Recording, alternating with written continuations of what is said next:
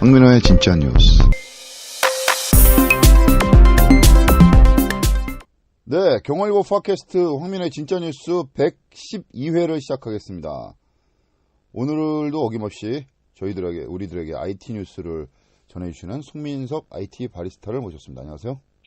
네, 안녕하세요. 송민석입니다. 네, 명절 잘 보내셨죠?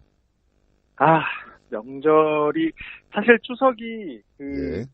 음식 푸짐하기로 제일 유명한 명절이잖아요. 그렇죠. 저는 명절에 장염이 걸려가지고요. 이런.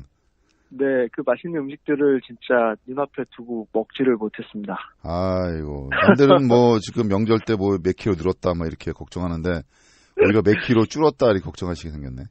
몸무게 줄지는 않았는데 예. 그 맛있는 음식들을 앞에 두고도 못 먹어서 좀 아쉽네요. 아이고.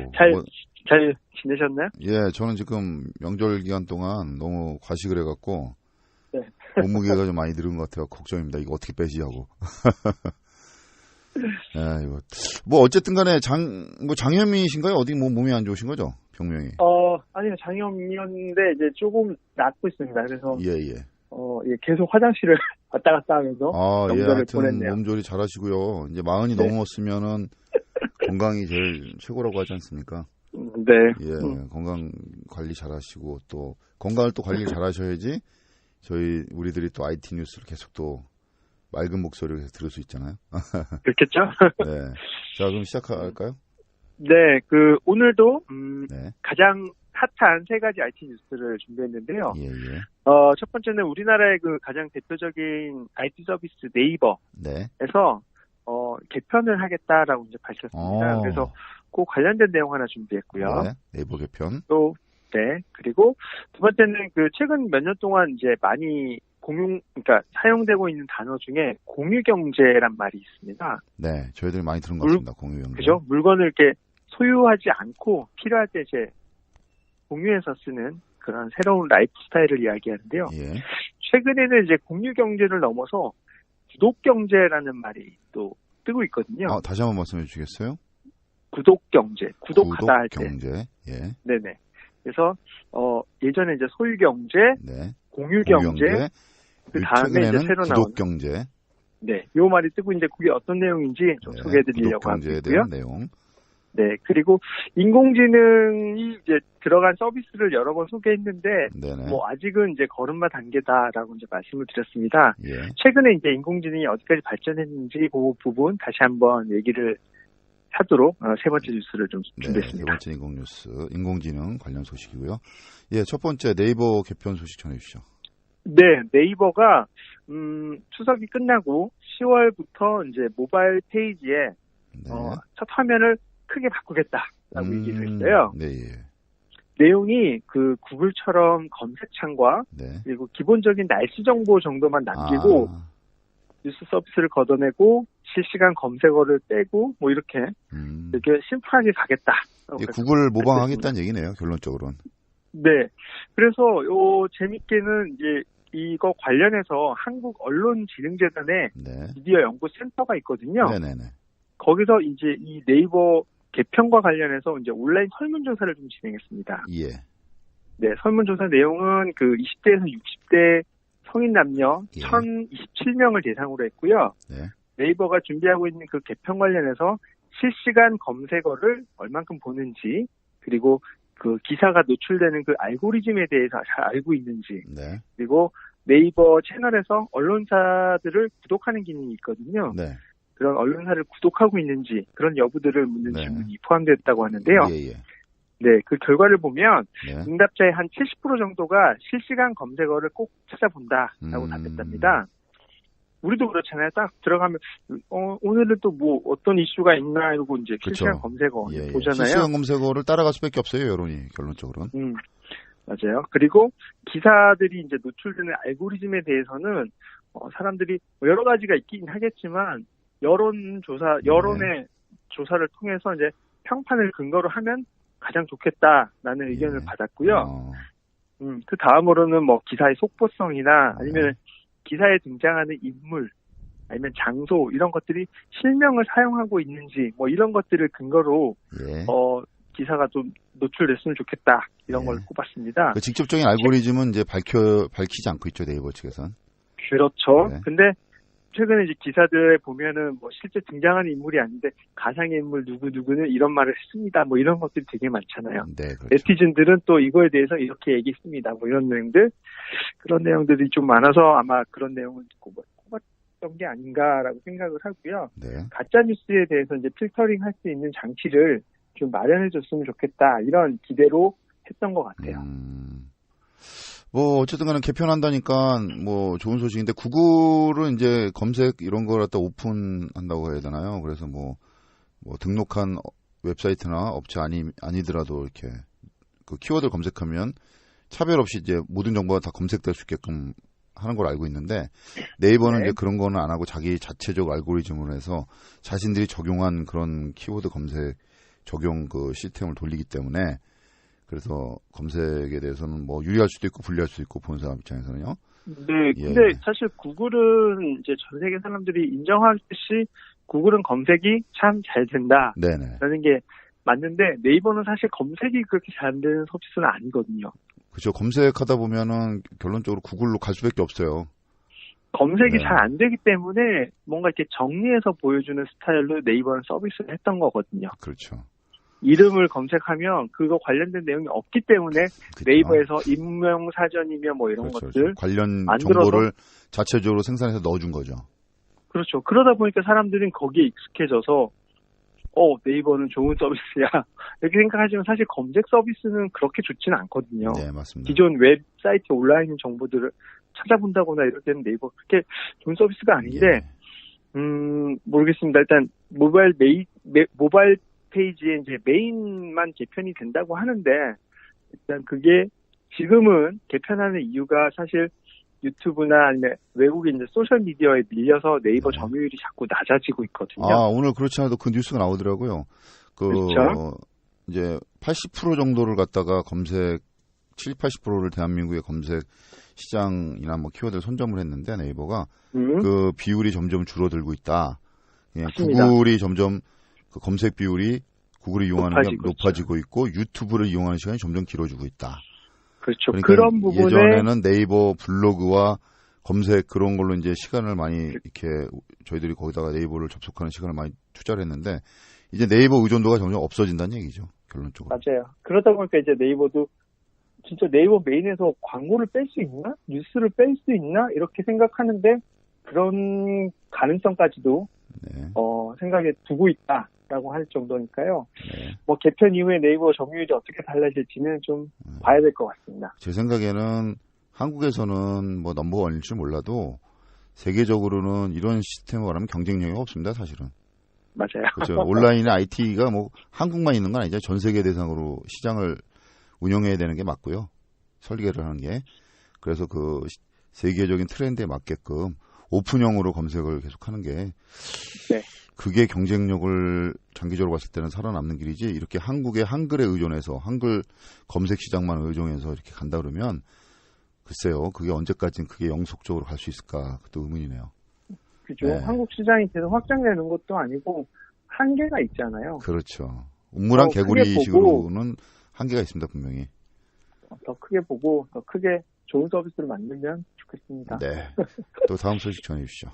네. 두 번째는 아까 말씀드린 공유경제 이 부분 말씀드렸는데요. 자동차를 예로 들어볼게요. 네네. 예전에 자동차라고 하면 이제 제 거 사야 되잖아요. 그렇죠. 그래서 소유 경제라고 할 수 있었는데 최근에는 이제 렌트나 아니면 필요한 경우에만 빌려서 쓸 수 있는 그런 서비스들이 많이 나왔습니다. 네네. 그죠? 그래서 쏙 하나 뭐 이런 것들. 그렇죠. 그래서 공유한다 그래서 공유 경제라고 할 수 있는데요. 최근에는 이제 그 공유 경제를 넘어서 구독 경제라는 말이 나오고 있습니다. 저는 뭐 구독 경제 생소한데 이번 기회에 좀 배우는 기회를 삼기 위해서 좀 자세하게 설명 부탁드리겠습니다. 네, 구독 경제 설명하기 전에 이제 공유 경제가 아직도 좀 낯서신 분들이 있을 것 같아요. 공유 경제 얘기를 다시 좀 더 드리면, 자전거도 최근에 이제 사지 않고요. 그렇죠. 필요한 지점에서 지점까지만 타고 이용하는 시간만큼만 비용을 내는 그런 자전거 그렇죠. 서비스가 있거든요. 예, 예. 서울시의 이제 따릉이라고 하는 예, 예. 그런 서비스잖아요. 쉽게 말하면 빌려 쓴다는 얘기죠. 자기가 원할 그렇죠. 때. 자기 예. 필요한 때만 돈을 내고. 그래서 자전거를 관리하거나 뭐 이런 필요가 없어요. 그죠? 네, 자기 그렇죠. 딱 필요할 때만 타고 두면 되니까. 그렇죠. 소유에 대한 투자나 비용, 손실 같은 게 없는 거죠. 그죠. 사두면 그때부터 또 자전거가 다 감가상각이 없어지니까 그렇죠. 감가상각비 예. 이런 것도 고민해야 되고 막 여러 가지 뭐 고장이 나면 수리도 해야 되고 그렇죠. 관리비가 또 많이 나가고. 그렇죠. 그런 거 전혀 생각하지 않고 딱 필요할 때만 네. 빌려 쓰는 이런 걸 이제 공유경제라고 그렇죠. 하는데요. 렌트카 뭐 이런 것도 그렇고 공유경제 들어가죠. 맞습니다. 예. 그런데 이제 최근에는 그 공유경제를 넘어서 네. 구독경제라는 말이 나오고 있는데요. 참 생소한데요. 구독경제. 구독은 뭐 편집장님께서는 예전에 이제 신문, 네. 잡지 이런 것들을 예, 예. 정기적으로 배달해서 받아보는 예. 그런 구독이란 개념은 잘 아시잖아요. 예, 그렇죠. 뭐 그런 개념으로 저는 알고 있습니다. 맞아요. 그 구독경제도 그런 거거든요. 네. 제가 필요할 때 정기적으로 배달해서 쓰는 그런 것들을 얘기합니다. 그래서 예를 들어서 이제 꽃바구니 배달 서비스가 있어요. 네. 비용을 매달 지불을 하면 네. 매달 그 꽃집에서 추천하는 꽃들이 배달되어 옵니다. 그리고 남자들이 이제 예, 예. 그죠. 남자들이 자주 이제 사서 쓰는 면도기 같은 예, 경우도요. 면도기 날을 구독 서비스로 제공하는 곳들이 있어요. 얼마 비용을 내면 구독해서 네. 이제 매달 받아보고요. 또 예, 예. 셔츠 남자들은 이제 그 와이셔츠 같은 거 많이 네네. 입잖아요. 그렇죠. 그래서 자기 신체 사이즈나 아니면 스타일들을 딱 정리해 놓으면 매달 일정 비용을 내면 매달 새로운 셔츠가 계절에 맞게 배달되어 옵니다. 그러니까 이제 쉽게 말하면 그거죠. 이제 뭐 계속해서 사용할 수밖에 없는 물건이나 서비스 같은 경우엔 날짜를 정해놓고 이게 그 계약을 걸어놓으면 뭐 내가 일일이 건건히 주문하지 않더라도 그 날짜 되면 계속 반복해서 오는 거죠. 네, 맞습니다. 예, 그런 거를 이제 구독 경제로 하는군요. 네, 근데 최근에 이 자동차 아까 처음에 이제 설명드렸던 자동차, 예. 자동차에도 구독 서비스가 생겼다고 합니다. 그러니까 구독 서비스 가능할 것 같네요. 이거 얼핏 네, 또 현대 자동차인데요. 이게 예전에 우리가 그 리스해서 타는 자동차 이거랑은 좀 개념이 달라요. 네네. 예를 들어 매달 30만 원 정도의 비용을 내면 네. 현대가 가지고 있는 투싼, 산타페, 예. 소나타 이런 현대 차량의 일부를 예. 매달 선택해서 바꿔 탈 수 있는 서비스입니다. 어떻게 보면은 리스하고 비슷한데 또 개념은 틀리는? 그죠? 내가 그래 지난달에는 투싼 타봤으니까 이번 달엔 산타페를 타고 싶어. 네.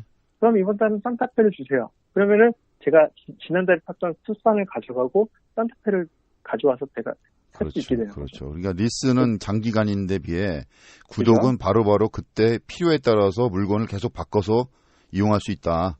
맞습니다. 이게 장점이네요. 새 물건을 계속 네. 쓸 수 있다는 게. 이런 서비스는 이제 포르쉐에서도 비슷하게 나와 있다고 하는데요. 예.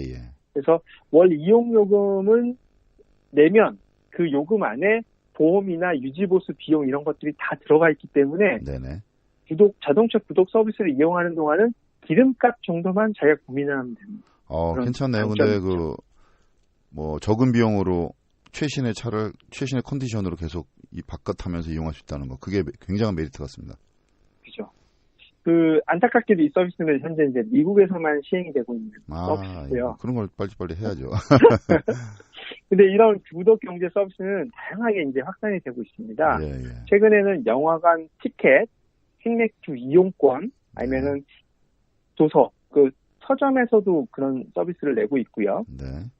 그리고 아까 말씀드린 수트나 의류, 네. 그리고 침구류, 네. 최근에 명품 같은 것들에까지도 그런 구독 서비스가 확산되고 있습니다.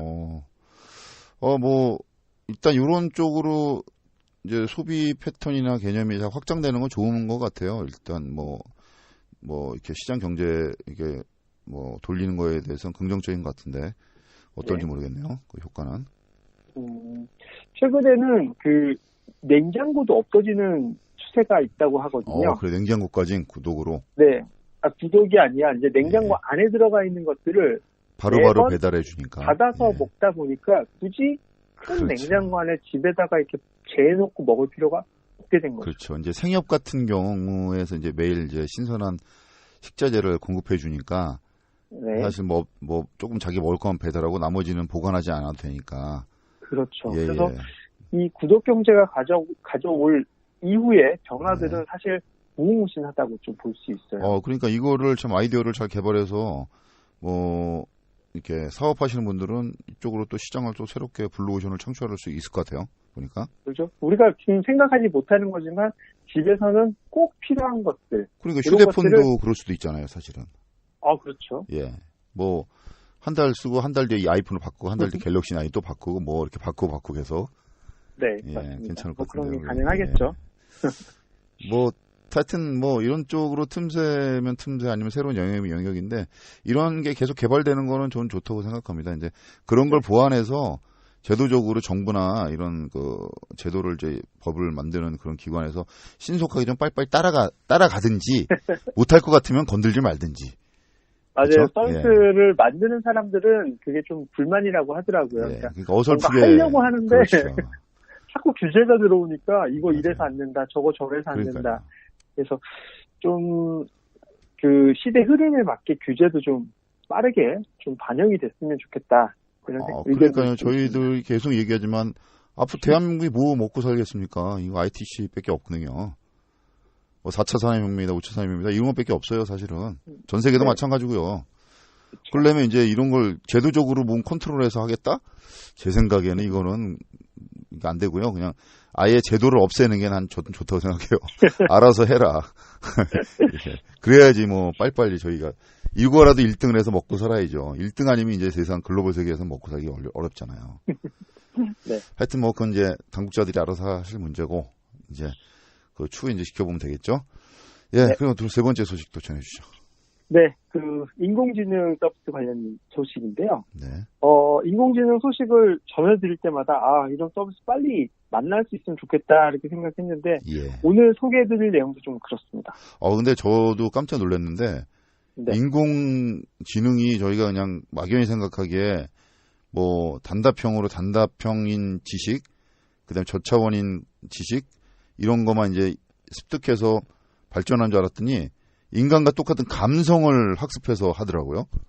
네, 맞습니다. 예, 그래서 깜짝 놀랐어요. 그래서 인공지능이 엄청 발전했구나. 거기에 대한 또 과학자들의 물음, 철학자들의 물음이 있는데 일단 먼저 이제 시작해 주시죠. 네, 지금 방금 말씀하신 뭐 그런 질문도 단답형 문제가 아니라 되게 좀 복잡한 질문에 대해서도 그 문장을 이제 인식하고 답을 할 수 있는 정도로 이제 인공지능은 계속 우리보다 더 많이 공부를 하고 있는 상황이고요. 예, 그러니까요. 최근에 구글에서 구글홈이라는 서비스를 이제 국내에 론칭했거든요. 네. 그 구글홈도 기존에 많이 있었던 인공지능 스피커랑 비슷해요. 근데 얘가 기존 서비스들과 차이점이 뭐냐면은 이미 등록된 6명의 목소리만 구분할 수 있고요. 네. 다른 사람이 목소리로 명령을 하면 듣지 않습니다. 예를 들어 오늘 날씨가 어때? 이런 평범한 질문들 있잖아요. 네네. 근데 남의 집에 갔을 때 이걸 질문을 할 수도 있잖아요. 그렇죠. 날씨는 문제가 없어요. 그렇죠. 근데 만약에 나의 개인정보를 물어보거나 네. 아니면은 뭐 좀 민감한 사항들을 물어봤을 때 네. 이게 누구인지도 모르지만 무조건 대답해버리는 그런 인공지능 스피커들이 많거든요. 예. 근데 구글은 이제 그 등록되어 있는 사용자의 목소리를 패턴 인식을 해서 이 사람은 내가 대답을 해야 되는 사람이야 라고 생각할 때 답을 합니다. 똑똑해졌죠. 야. 그러니까 인공지능이 자꾸 더 똑똑해지면 그 서비스가 개인화되는 부분에 더 발전을 하거든요. 예. 최근에 SK텔레콤에서는 인공지능을 이용해서 그 사용자가 좋아하는 영화의 장면을 찾아주는 서비스를 내놓았습니다. 네. 씬 디스커버리라는 이 기술을 이용을 하면요. 예. 사용자가 좋아하는 배우가 등장한 영화를 서칭할 수 있고요. 네. 그리고 또 그 해당 영화에서 그 자기가 좋아하는 배우가 출연하는 부분만 선택적으로 볼 수도 있어요. 그리고 뭐 이런 겁니다. 여자 주인공이 나왔던 장면만 골라서 본다거나 네. 아니면은 두 주인공의 키스 장면이 들어있는 부분만 골라서 보는 이런 것들이 가능해집니다. 그래서 뭐 물론 처음 보는 영화를 이렇게 보면 되게 재미가 없겠지만 네네. 봤던 영화인데 그 중요한 장면 다시 보고 싶어.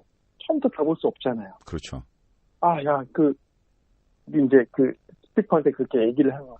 두 사람이 키스하는 장면을 다시 보여줘. 이러면 이제 선택해가지고 그 부분만 볼 수 있는 이런 기술이 들어갔다고 합니다. 제가 이제 유튜브를 우연찮게 봤는데, 누가 이제 인공지능에 대한 철학적인 질문을 던지는 유튜브 동영상을 만들었더라고요. 네. 과연 인공지능이 인간 수준 이상으로 자아가 발전했을 때, 과연 우리 인간을 어떻게 생각할 것인가. 근데 그거에 대한 물음인데, 이제 인공지능을 탑재한 조그만 꼬마 로봇이 있어요. 네. 꼬마 로봇에게 지시를 해요. 탑을 쌓아라. 그러니까 깡통으로 탑을 이렇게 쌌어요, 정성스럽게. 네. 그러고 나서 명령을 다시 하는, 그 탑을 무너뜨려. 이러니까 망설이는 거예요. 인공지능이. 내가 힘들게 만들었는데. 예. 왜 아니, 인공지능이 거기에 인간하고 똑같이, 인간도 이제 강아지나 자기의 애착 있는 물건에 대해서 되게 자아를 부여하고, 맞아요. 생명이 있는 것처럼 생각해서 애착감을 가지고 잊어버리거나 죽으면 굉장히 슬퍼하고, 그걸 또 이렇게 막잖아요. 그런 위험이나 그런 걸 막거나 이렇게 되는데, 인공지능도 벌써 그 수준까지 도달을 해서 그걸 무너뜨리려고 하니까, 이유 없이, 그러니까 아무런 이유 없이 무너뜨리려니까 안 된다. 무너뜨려야 됩니까? 다시 한번 이렇게 해달라. 그래도 끝까지 무너뜨리니까 끝까지 요구를 하니까, 결국은 망설이다가, 근데 망설이더라고요. 몇 초를 망설이다가 그러니까. 딱 그 탑을 무너뜨리더라고요. 무너뜨리고 울더라고요. 미안하다고. 야, 그래서 이거는 무서운데요? 예. 그거는 그 명령이 잘못됐다는 걸 알지만 그 명령이기 때문에 복종한다는 거잖아요. 따를 수밖에 없는. 예, 그 자아를 가졌다는 거잖아요. 지금 어느 정도. 그러네요. 야, 그러면 만약에 이게 더 발전하고 된다면 과연 오만 나쁜 짓을 다하는 인간들에 대해서 인공지능은 어떻게 볼 것인가? 아니, 인공지능이 인간에 대해서 적대감을 가지고 이 나쁜 놈들 다 없애버려야 되겠다 생각하면 어떻게 될 것인가? 그거에 대한 철학적인 물음이 나오더라고요. 예. 과연 인공지능을 더 발전시켜야 되냐 말아야 되냐. 이게 인간의 이제 선택 기로가 지금 우리한테 달려 있다. 예. 참 어려운 선택이죠. 그러니까요. 그리고 인공지능 입장에서는 딱 이거는 이거야. 예를 들어 윤리적인 문제도 이게 옳은 거야. 이건 잘못된 거야. 라고 가르치면 얘네들은 그걸 빗나가지 않잖아요. 그러니까요. 딱 가르쳐준 대로만 하잖아요. 자신의 이익을 위해서 움직이진 않는다는 거죠. 근데 인간들은 그러지 않는데. 인간들은 그때 상황 따라서 자기의 이익을 위해서 이렇게 판단을 하는데. 그러니까요. 그럼 걔네들 입장에서 인간을 다시 보면 진짜. 그래서 그 영상을 보고 그런 걸 보니까 이제 섬찟한 생각이 들더라고요. 앞으로 몇십 년 향후 이제 인공지능이 어떻게 발전되면 아마 인간은 인공지능에 의해서 이게 박멸되거나 아니면은 종속될 수밖에 없다. 거꾸로. 예, 그렇게 진단을 했는데. 모르죠. 세상에. 인공지능이 있다라는 의견도 있어요. 있는데 사실 그거를 이제 발표를 하거나 공개를 하지 않는. 그래서 이제 개발된 인공지능에 대해서 물었어요. 이렇게 많은 나쁜 짓을 하는 인간들이 있는데 너는 인간에 대해 어떻게 생각하느냐 했더니 굉장히 생각을 많이 하는 시간이 갔다. 한 30초 가만히 침묵을 있다 갑자기 대답을 해요. 뭐라고 대답했냐면 인공지능이 저는 인간의 친구입니다. 딱 대답을. 되게 사회적인 답변인데요. 예. 그것도 바로 대답하는 것도 아니고 굉장히 고민을 하다가. 여러 가지 전으로 모르겠는데 내가 이거 불리한 얘기를 했으면 하게 되면 나를 꺼버리지 않을까. 그게 아니라 인간에 대해서 파악한 거죠. 인간의 속성이나 본성을 이미 파악한 거죠. 인공지능은. 무서운데요. 예, 그래서 인간이 원하는 답을 한 거죠. 그래서 이제 이걸 들으시는 분은 뭔 이상한 소리야. 그런 게 어딨어 생각할지 모르겠지만 저희들이 생각하는 그 이상으로 과학은 지금 발전하고 있다는 거를 아셔야 됩니다. 1969년도에 저희들이 달을 갔습니다. 인류가. 그 이후로 우주나 이런 과학이 얼마나 발전했다고 생각하십니까? 우리 실생활에 적용은 안 됐지만. 그러니까요. 예. 그걸 생각하신다면, 감안하신다면 벌써 이제 50년 가까이 지났잖아요. 달에 인간이 발을 디딘 지. 그럼 50년 가까이에 얼마나 많은 과학 기술과 그런 게 메커니즘이 발전했을까. 그걸 염두에 두고 인공지능이 이 정도 발전했다. 만화책에 나오는 영화에 나오는 얘기가 아니다. 라는 거를 염두에 두시고 아마 고민해보는 시간이 됐으면 좋겠습니다. 저는. 네, 지금 저희가 쓰고 있는 인공지능들도 사실 그 정도 생각할 수 있는데, 약간 지능이 떨어지는 척 하고 있는 건지도 몰라요. 그렇죠. 네? 인간들이 지금 우리 인공지능의 수준을 이 정도로 생각하고 있으니 우리는 이 정도만 하자라고 하고 있을 수 있어요. 그럴 수도 있죠. 충분히. 괜히 말 못 알아듣는 척하고 막 딴 대답하고 막 그렇죠. 그러고 있는지도 몰라요. 맞습니다. 저는 이제 거의 한 절반 살았으니까 앞으로 이제 태어날 미래 후손들이 걱정입니다, 사실은. 네, 아이고 이번 주도 이렇게 유익하고 좋은 소식 전해주셔서 고맙습니다. 네. 예, 몸 건강 빨리 회복하시고요. 다음 주에도 또 맑고 쾌활한 목소리로 다시 찾아뵙겠습니다. 다시 만나겠습니다. 네, 지금까지 IT 바리스타 송민섭 선생님이었습니다. 저는 황민호였습니다. 고맙습니다. 고맙습니다.